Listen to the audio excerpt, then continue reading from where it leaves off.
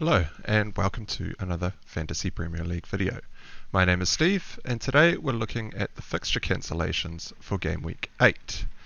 Now if you're not aware, there have been 3 fixtures that have been cancelled and this is due to policing constraints. Apparently these fixtures need a bit more policing than the others and most of them will be tied up with the Queen's funeral. And so Manchester United versus Leeds, Chelsea versus Liverpool, which is a big game, and Brighton versus Crystal Palace, which was actually already called off prior to a planned, because of the planned train strike, that game is still off. And so we are left with 7 fixtures for this weekend.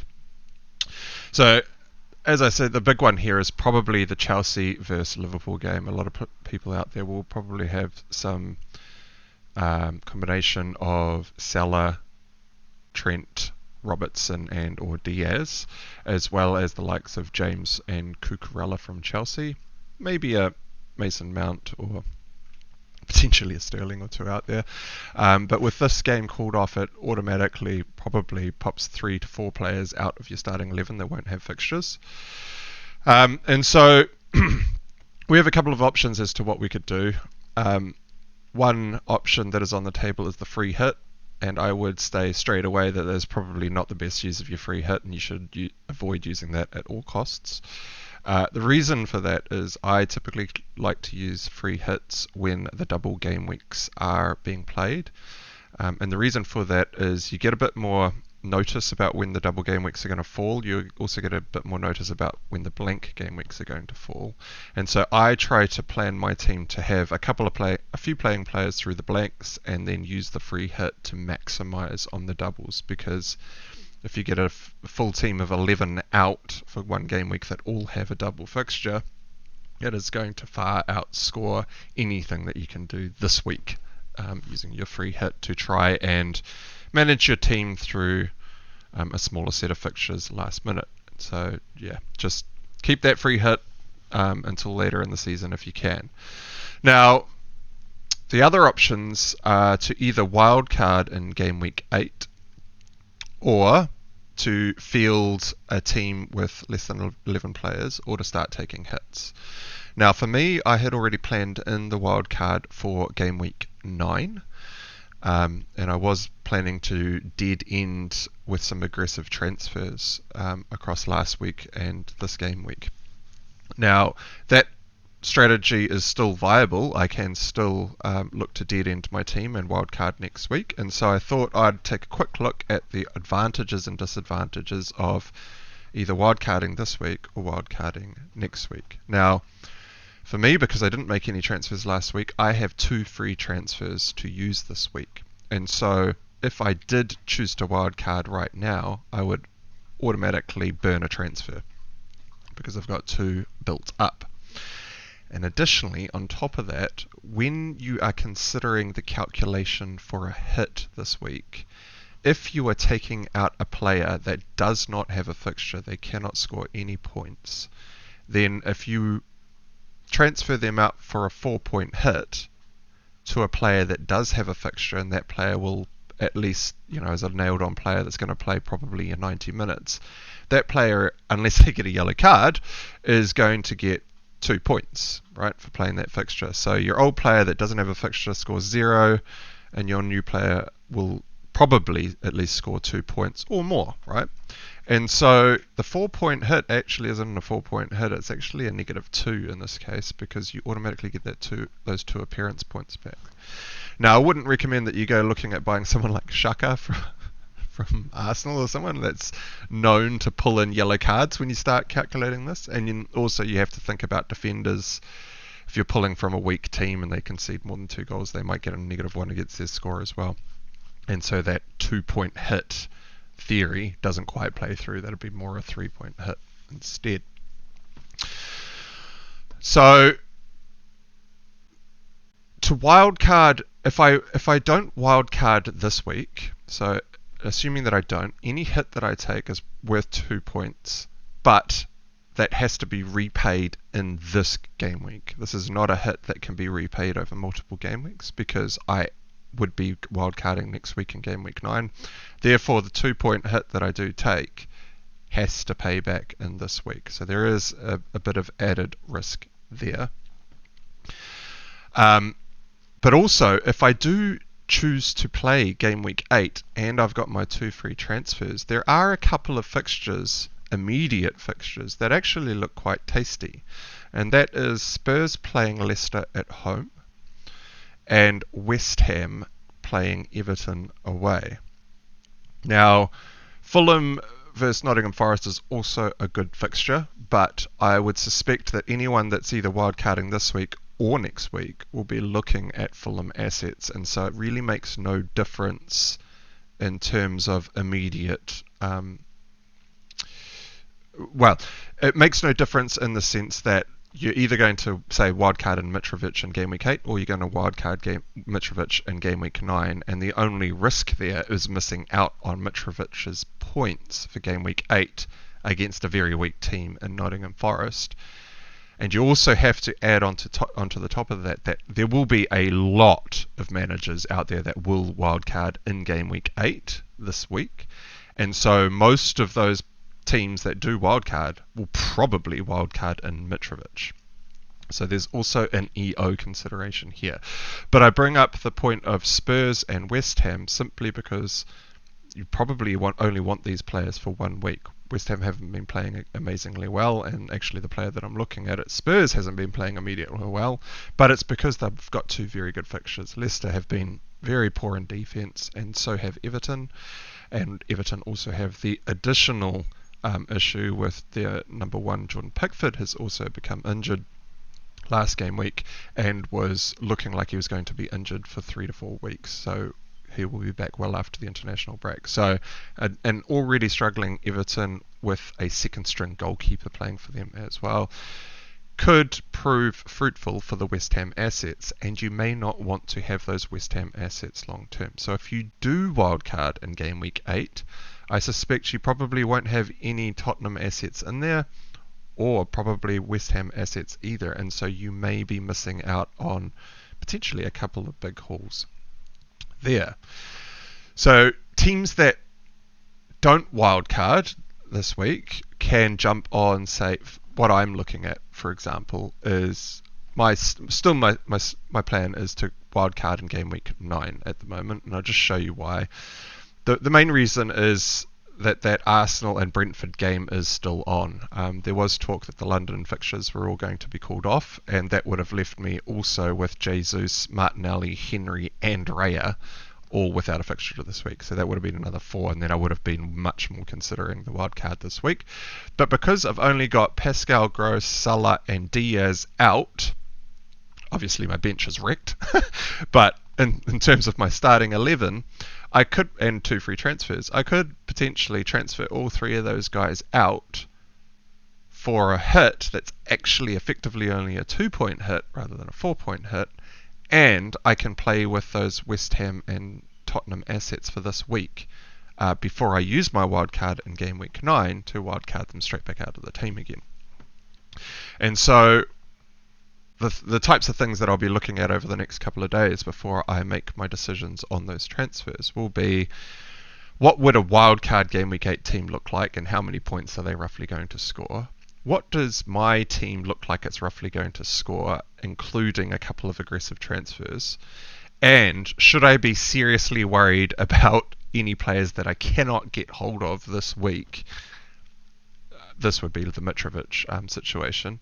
See, in my structure, I can't really easily get to Mitrovic because the 3 players that I have to transfer out to field in 11 is Gross, Salah, and Diaz, and so I'd have to take another hit to get in Mitrovic just to protect against any score that Mitrovic could get. And so I have to look at it and say, well, Mitrovic probably gets a goal, so he's probably on like 8 or 9 points maybe. And then see if I can make that up with the rest of my team. Also, teams that wildcard, they probably won't have any Arsenal assets, and so they will probably wildcard out the likes of Martinelli and Jesus, because Arsenal's fixture run does become quite difficult after the Brentford game. They have Tottenham, Liverpool, Leeds, and Man City in the next 4, which is not great. And so you would imagine that most wildcarders will get rid of their Arsenal assets. And they will go to something like 3 up front with Mitrovic, Haaland, and either Tony or an Isak from Newcastle. And so you have to also weigh those kinds of things up in your mind too. Also, though, if you are wildcarding this week and you do like the look of Brentford's fixtures and you are looking at someone like Tony, because after this week, obviously Arsenal's not a great fixture, but after that they go Bournemouth, Newcastle, Brighton as 3 great fixtures before they go to Chelsea, and then they have Aston Villa, Wolves and Nottingham Forest before they have Man City on the last game week before the World Cup kicks in. And so if you are wildcarding, you probably won't bring in Tony this week, or maybe you do and you put him on your bench. But you probably wouldn't be bringing it. You probably wouldn't have a wildcard team full of Liverpool assets because they don't have a game this week. But Liverpool play Brighton next week, so that is a bit of a, you got to weigh up that one decision there. And if you go each team's going to be quite different, obviously. But if you go player by player and just have a look at what the rest of the game is going to do and what you would like to do running up to game week 16, just because we've got a couple of players not playing this week doesn't necessarily mean you should be wildcarding straight away or that you should default to that decision. And that's because there are some actually real key advantages until waiting until game week 9. Now, game week 9 is the international break, so after this weekend's fixtures, there's actually 2 full weeks without any football in the Premier League while everyone goes and plays for their last international fixture before the World Cup. Now, you would assume that these fixtures are probably going to be played quite aggressively because any players that are trying to work their way into the international team before the World Cup in a few weeks will be playing as hard as they can. And so we will probably see some injuries pop up across the international break too. So if you wait until after this weekend and click that wildcard button straight away, you have 2 full weeks to play the market, so to catch any price rises and price falls and to play with that for a full 2 weeks. You get to deal with any injuries that come out of the international break. We also have that extra set of time for players that are coming back from injury to get back into their teams and solidify their teams. Now, in here I'm talking about Thiago and Mata, but Liverpool. Without those 2 players, Liverpool have not been looking like the team that we know them to be. But with an added 2 weeks of waiting, these players will probably be back in the Liverpool squad, and so the likes of Trent in defence probably become a lot more strong as their clean sheet potential actually gets more assured or less risky. We also get the Chelsea game is cancelled this week, but Chelsea have just appointed Graham Potter as the new manager, and so he has this weekend and another 2 weeks to work with the Chelsea players and get his philosophy built into the Chelsea team. Graham Potter's a great manager. He has done wonders with Brighton, and he seems to be quite a structure-based manager. And this is why Brighton are quite hard to break down and quite hard to score against. And if he gets that philosophy instilled at Chelsea with all the players that he's got there, he's got an extra bit of time to deal with that, and so the likes of James and Cucurella probably become a lot stronger options in defence. Now, these guys don't even have a game this week, so if you are wildcarding this week, you're going to have some plan to get back probably a Trent, a James, and a Salah at some point, and so your wildcard becomes a lot more constrained in game week 8 as well. Leicester's easy run of fixtures start in game week 9 too. They play Tottenham this week, but then they've got a great run of fixtures moving forward, and so the likes of Maddison becomes a pretty high contender for someone that we could jump on early, even though he may not be showing a lot of form. The fixture run should allow Leicester to hopefully start turning their season around. And so those are the advantages that I see firsthand from delaying until game week 9. And so if I very quickly just bring up FPL.team just to finish off this video and go, my plan is to still wait until game week 9 until wildcard. I am looking at the likes of Salah out for Son. I am then potentially looking at Bowen from West Ham for my 2 free transfers, which actually leaves me 1.6 million in the bank. And that 1.6 million takes me up to 7.5 to upgrade gross for a 2-point hit this week for a 1-week punt. Well, they're all 1-week punts, Son, Bowen, and whoever I bring in for gross. And that could be another West Ham asset potentially, or maybe I look at someone at Fulham going away to Nottingham Forest or something like that. But I kind of need to get a bit of a grasp on what my whole team is doing here, because I do have a couple of other problems. Perisic may actually start now, which is actually good. I was a lot more worried about him starting this game given last week's fixture and the turnaround time, but because they haven't had to play that, then Perisic probably starts this week, so that's one less headache for me. But I have 2 attackers in Martinelli and Jesus playing 2 of my defenders in Raya and Henry, and so that is obviously not ideal.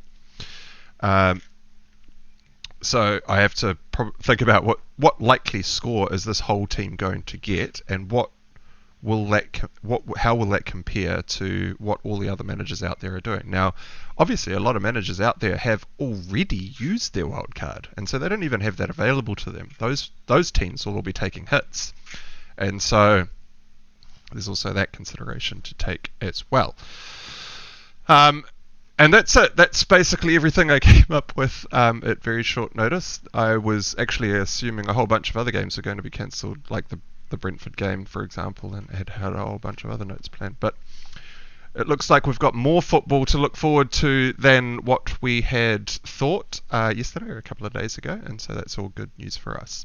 And that's it for the fixture cancellation video. So if you did make it this far through the video, please do consider giving the video a like and hit the big red subscribe button if you would like to be notified about more FPL content coming your way soon. And until next time, I'll catch you again shortly. Cheers.